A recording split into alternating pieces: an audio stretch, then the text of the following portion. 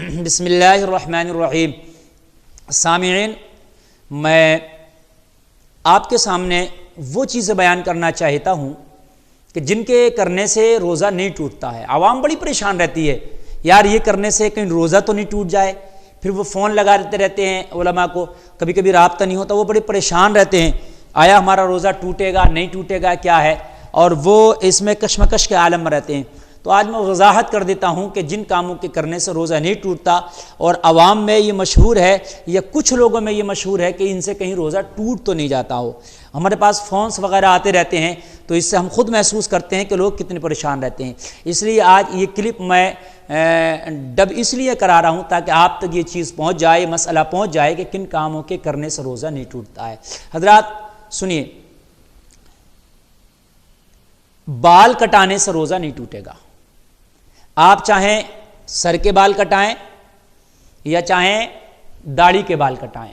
داڑھی سے مراد یہ ہے کہ بہت سے لوگ جیسے داڑھی ایک مشت سے زیادہ ہوتی ہے تو اس کو کٹاتے ہیں، حالانکہ میں یہ نہیں بتا رہا ہوں کہ داڑھی کٹانا چاہیے، حالانکہ داڑھی کٹانا حرام ہے، ایک مشت سے کم کٹانا اور منڈانا حرام ہے، لیکن اگر کسی نے کٹائی یا شیپ بنوا لیا تو روزہ نہیں جائے گا، وہ حرام الگ چیز ہے۔ داڑھی کٹانا یا منڈانا، ایک مشت سے کم رکھنا، وہ حرام، وہ ایک الگ مسئلہ ہے، حرام ہے بلا شک، لیکن اگر کسی نے کٹا لیا منڈا لیا تو وہ حرام الگ ہے، گناہ ضرور ہوگا لیکن اس سے روزہ نہیں جائے گا۔ ایسے ہی سر کے بال کسی نے کٹائے تو اس سے بھی روزہ نہیں جائے گا، یا بدن کے کہیں اور کے بال صاف کیے، بغل وغیرہ کے، یا اس کے علاوہ بھی کسی اور جگہ کے بدن کے بال صاف کیے یا کاٹے یا مونڈے، اس سے روزہ نہیں جائے گا۔ ایسے ہی اگر کسی شخص نے سر میں تیل لگایا تو تیل لگانے سے بھی روزہ نہیں جائے گا۔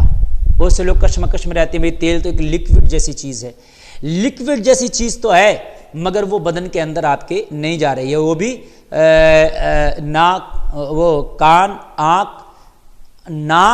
اور آنکھ اور منہ کے ذریعے سے اندر جائے تب ہے، سمجھ رہے ہیں آپ؟ ایسے ہی انجیکشن لگانے سے روزہ نہیں ٹوٹے گا، انجیکشن لگانے سے بھی روزہ نہیں ٹوٹے گا۔ اچھا، سرما اگر کسی نے لگایا تو سرما لگانے سے روزہ نہیں جائے گا۔ دوا ڈال لی کسی نے آنکھ میں تو وہ لیکوڈ ہے، اس سے تو چلا جائے گا، لیکن سرما اگر کسی نے لگایا تو اس سے روزہ نہیں جائے گا۔ اچھا، اگر کسی نے اپنے چہرے پہ کریم، فیئر اینڈ لولی وغیرہ لگائی تو کیا اس سے روزہ چلا جائے گا؟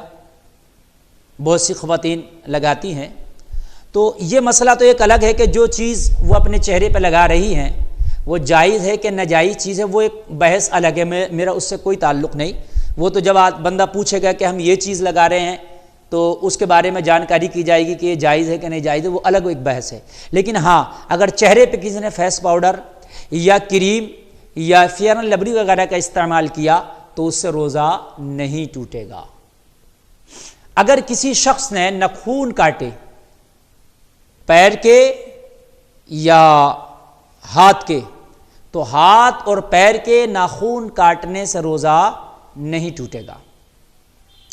بالوں میں کنگھی کرنے سے بھی روزہ نہیں ٹوٹے گا۔ ایسے ہی غسل اگر کسی نے کیا تو غسل کرنے سے بھی روزہ نہیں ٹوٹے گا۔ اگر غسل کرنے میں ناک کے ذریعے یا منہ کے ذریعے، آنکھ کے ذریعے پانی اندر چلا گیا تب روزہ ٹوٹ جائے گا۔ ہاں، اس میں ایک چیز کی وضاحت میں کر دوں، کان کے ذریعے سے جیسے پانی کان میں چلا جاتا ہے تو اس سے روزہ نہیں ٹوٹے گا۔ قدیم فقہا کا یہ کہنا تھا کہ کان میں دوا ڈالی یا پانی چلا گیا تو اس سے روزہ ٹوٹ جائے گا، لیکن چونکہ ابھی یہ جدید زمانہ ہے، ٹیکنالوجی سامنے آ گئی ہے، اور پہلے زمانے میں وہ آپریشن چیر پھاڑ کا اتنا ماحول نہیں تھا، اب تو چونکہ ڈاکٹرز وغیرہ نے اور طبی معاملات اتنے آگے بڑھ گئے ہیں کہ وہ آپریشن کے ذریعے انہوں نے اندر تک تحقیق کر لی ہے کہ کان کا اگر پردہ سلامت ہے تب کان میں دوا یا پانی چلا گیا تو اس سے جو ہے پردہ اگر کان کا سلامت ہے تو اس سے روزہ نہیں ٹوٹے گا۔ یہی جدید تحقیق ہے۔